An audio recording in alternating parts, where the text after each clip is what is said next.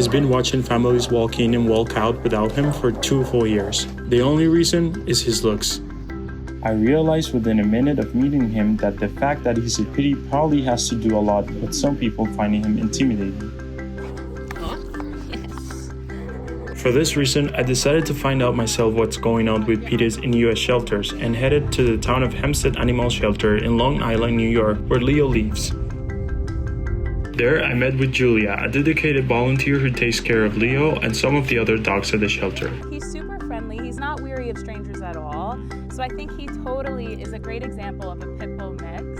You're a new person and he loves you. He's giving you his tush. He's being so sweet. My first impression of Leo was how incredibly sweet he is. I honestly couldn't understand why he's been waiting so long for a home.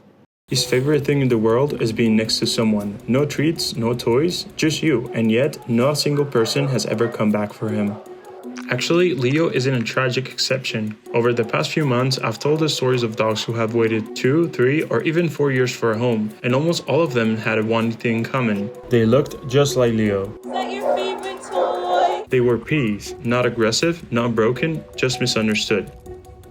Can you believe he's been here for 2 years waiting? Yeah, that's what I'm saying. Why? Why? This is such a nice dog. Hoping to understand why Leo hasn't been adopted yet, I spoke to Ashley, the shelter director in the last 6 years.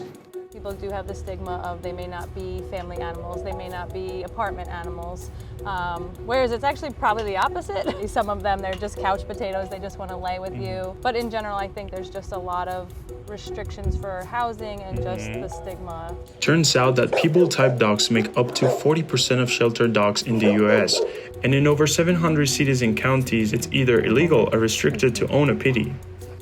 So it's not a surprise that sweet dogs like Leo keep getting overlooked, and here's the part that really stayed with me. I asked Ashley to give me a ratio in 1 to 10 of how many of their current dogs are pitties, and this is what she said.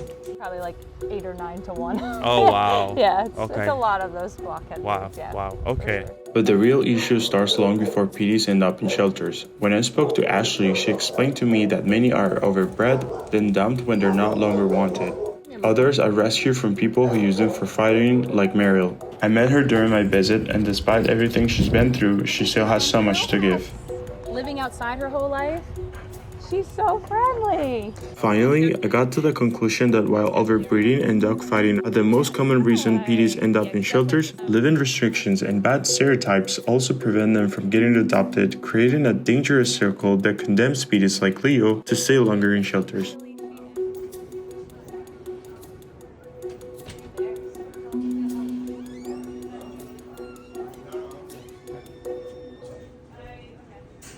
But not all hope is lost. TOH has put thoughtful strategies in place to help their long-term residents finally find homes. And we really try to see if people can foster the dogs. We offer anything from foster field trips where you just take the dog out for the day. We do weekend getaways where you can have like a weekend sleepover, to more long-term, couple weeks, couple months. Fostering is a big part of trying to get these dogs adopted. Video that.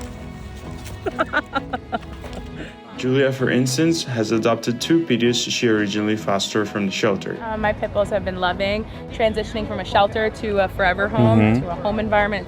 It takes effort, it takes time. I think if you're on the fence about, I've never had a pit bull before, do your research, of course, but just remember that the dog is an individual and to not judge their stereotype. It's not about the breed, it's about who they are. Leo is the perfect example. He's calm, sweet, and people-focused. He deserves a home, and frankly, I can't find a single reason why he hasn't found one yet. If you think Leo could be your perfect match, visit his adoption link in the comments, or check out the other amazing dogs at the Tom and Hempstead Animal Shelter, currently caring for over 95 dogs, most of them pitties. I hope this visit helped shed light on why these dogs wait so long and why it's time to let go of all the stereotypes. So next time you visit a shelter, consider the one with a big head and a gentle heart. Because if you give one a chance, they never stop giving back.